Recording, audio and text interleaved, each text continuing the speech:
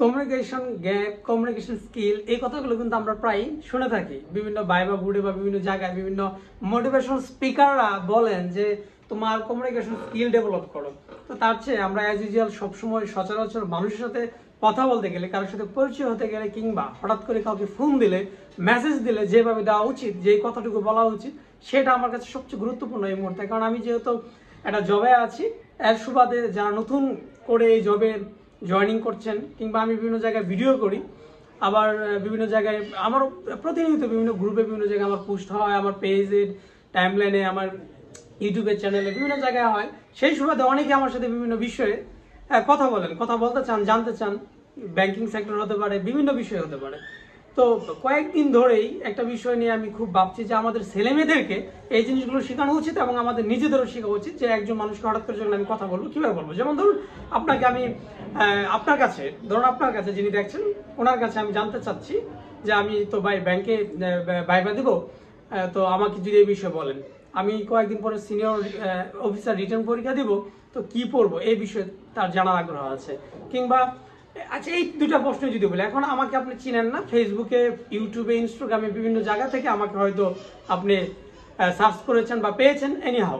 এখন আমাকে কি প্রশ্নটা করবেন? প্রথমে প্রশ্ন করবেন, ভাই আপনি কোন ব্যাংকে চাকরি করেন, আপনি কোন ব্রাঞ্চে চাকরি করেন, আপনার বাসা কোথায়? এটা একেবারে আমার কাছে মনে হয় যে অভদ্রতার মধ্যে পড়ে, যদিও আমি ওইভাবে নেইনি, কিন্তু আমার মনে হয়েছে যে বিষয়টা নিয়ে কথা বলা দরকার। আমি গত সপ্তাহে প্রায় 10-15 জনের কাছ থেকে মেসেজ পেয়েছি বিভিন্ন বিষয়ে। তো প্রথমে প্রশ্ন করে, ভাই আপনি কি জনতা ব্যাংকে চাকরি করেন?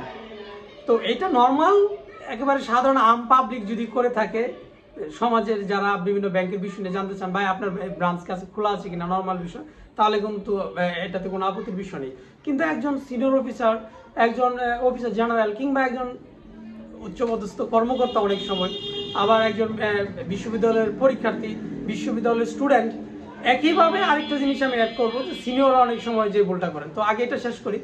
তো আমাকে প্রশ্ন করে, ভাই আপনি কি জনতা ব্যাংকে চাকরি করেন? প্রথম প্রশ্ন, ভাই আপনি কি জনতা ব্যাংকে চাকরি করেন? দ্বিতীয় প্রশ্ন, ভাই আপনি কোন ব্রাঞ্চে আছেন? তৃতীয় প্রশ্ন, আপনার বাসা কোথায়? আমাকে চিনে নাই, কিছু নাই, আমাকে সে বিভিন্ন প্রশ্ন করেই যাচ্ছে। তো এটা যাকে প্রশ্ন করছেন তার কিন্তু অবশ্যই বিরক্ত লাগবে। আমার কাছে বিরক্ত লেগেছে, কিন্তু আমি বিরক্ত হইনি, কারণ আমি এটা ধরিনি। মানুষের অনেক কিছু এই বিষয়গুলো অ্যাজ ইউজুয়াল হয়ে থাকে। এই জন্যই ফাউন্ডেশন ট্রেনিং হয়, 6 মাসের ট্রেনিং হয়, বিভিন্ন বিষয় কালচারাল শেখায়, কমিউনিকেশন শেখায়, মেসেজ কীভাবে করতে এটাও শেখায়, খাওয়া দাওয়া কীভাবে করতে এটাও কিন্তু শেখায়।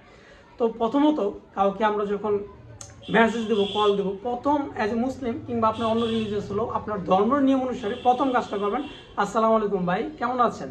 আমি মতিউর রহমান সুমন, আপনার কাছে একটা জিনিস জানতে চাচ্ছিলাম।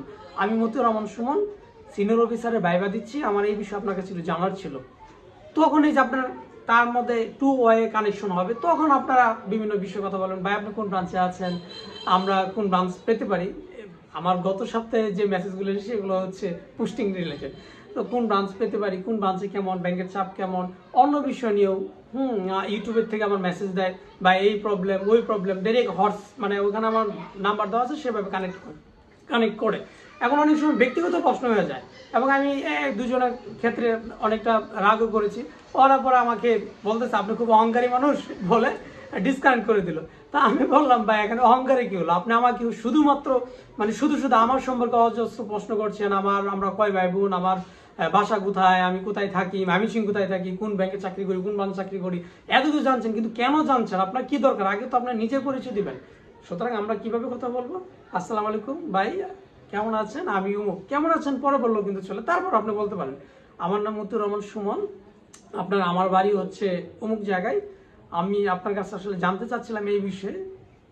নিজের পরিচয় দিয়ে ফোনে যখন কথা বলবেন, আপনার ঊর্ধ্বতন কর্তৃপক্ষ কোথাও ফোন দিবেন, যদি বলেন যে ব্যাংকে আজকে আমাদের এই কাজটা হচ্ছে না, কিভাবে করা যায়, আরে ভাই ব্যাংকে হচ্ছে না, আপনি কে ফোন দিলেন, কোথা থেকে বলেন, এটা তো বলতে হবে। সুতরাং প্রথমে আসসালামু আলাইকুম স্যার, আমি অমুক জায়গা থেকে অমুক কথা বলছি, আমাদের আজকে এই প্রবলেমটা যদি একটু বলতেন এই বিষয়ে, বা কিভাবে করা যায়। অনেক সময় বলে ভাই এটা কিভাবে করতে হবে, হ্যাঁ, বা এটা কি সমস্যা কি ভাই, এরকম। এটা হবে না, আমরা এইভাবে কথা বলবো। দ্বিতীয় বলতে চেয়েছিলাম সিনিয়রদের জন্য। সিনিয়ররা, আপনি যত সিনিয়র হন না কেন, আপনি আপনি একটা অফিসের অনেক সিনিয়র পারসন, কিন্তু নতুন করে একজন বিসিএস ক্যাডার জয়েন করছে।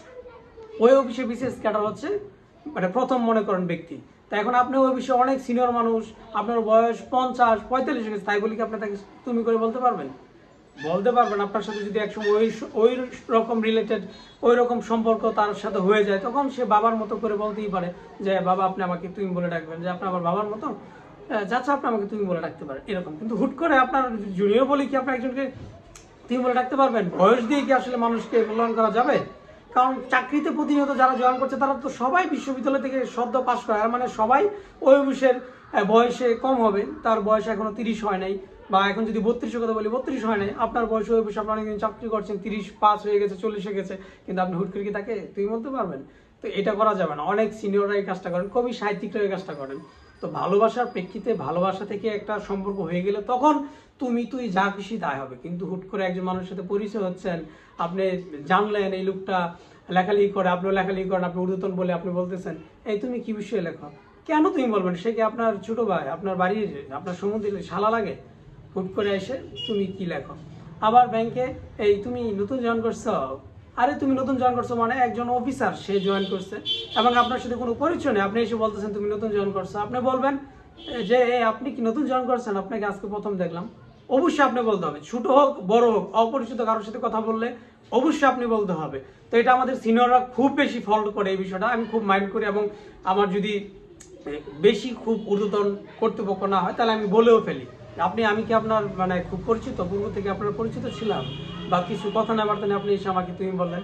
এবং আমি একজনকে অন্য একটা প্রতিষ্ঠানের একজনকে খুব ধমক দিয়েছিলাম যে আপনি এসে আমাকে অর্ডার করছেন, তুমি তুমি বলছেন, আমি কে, আপনি কে, আপনাকে আমি চিনি? আপনার কাজ করতে হবে, আপনি এসে বলবেন যে ভাই এই কাজটা কি করা যাবে, হ্যাঁ আপনি কি কাজটা করেন। আমি আপনাকে দেখতে ছোট মনে হচ্ছে বলে আপনি এসে, আমি সিনিয়র অফিসার, আপনি অন্য একটা প্রতিষ্ঠানে এসে বলতেছেন যে এই টাকাটা ট্রান্সফার করে দাও, মানে কি? একেবারে সেই দমক দিয়েছিলাম। এরপর থেকে আমার সাথে তার খুব ভালো সম্পর্ক হয়েছে। ঝগড়া করলে কিন্তু মানুষের সাথে খুব ভালো সম্পর্ক হয় যদি লিগালি হয়। ইলিগাল হলে তো আপনি ধরা খাবেন, হ্যাঁ আপনার রিপুটেশনের ঘাটতি হবে, রিপুটেশন ডিমোশন হবে, প্রতিষ্ঠানও আপনার জন্য দুর্নাম বয়ে নিয়ে আসবে। কিন্তু যদি আপনি লিগালি হন, আপনি উচ্চস্বরে বলতে পারবেন, প্রতিবাদ করতে পারবেন, এতে করে আপনার প্রতিষ্ঠানের সুনাম আরো বাড়বে, আপনার ব্যক্তিত্ব বাড়বে। প্রত্যেকের ব্যক্তিত্ব বজায় রাখা উচিত। অনেকে বলে কাস্টমার এসে বেয়াদবি করে গেছে, আপনি যদি সঠিক থাকেন কাস্টমারের বাপেরও ক্ষমতা আপনার সাথে এসে বেয়াদবি করে যাবে, কোনোভাবেই সম্ভব না। যাক, এই বিষয়ে বললে অনেক বলা হয়ে যাবে। হ্যাঁ, ভালো থাকেন সবাই। যে বিষয়টা বললাম এটা আমাদের বাচ্চাদেরকে, আমাদের ছোটদেরকে শেখানো উচিত, সিনিয়রদের এই বিষয়টা মাথায় রাখা উচিত, এবং আমাদেরও আমরা যখন কথা বলবো অবশ্যই এই বিষয়টা মেনটেন করা উচিত। তো সবার প্রতি অনেক অনেক কৃতজ্ঞতা বোধ, ভালোবাসা। আমার সাথে যারা যুক্ত আছেন, আমাকে সাথে সবসময় যোগাযোগ করেন বিভিন্ন বিষয় নিয়ে, এবং আমার চ্যানেলে পেজে যুক্ত আছেন তাদেরকে শুভেচ্ছা সাধুবাদ জানাই। এবং আজকের ভিডিওটি যদি মনে হয় গুরুত্বপূর্ণ অবশ্যই শেয়ার করে ছড়িয়ে দিবেন, সে প্রত্যাশা রইল। আল্লাহ হাফেজ।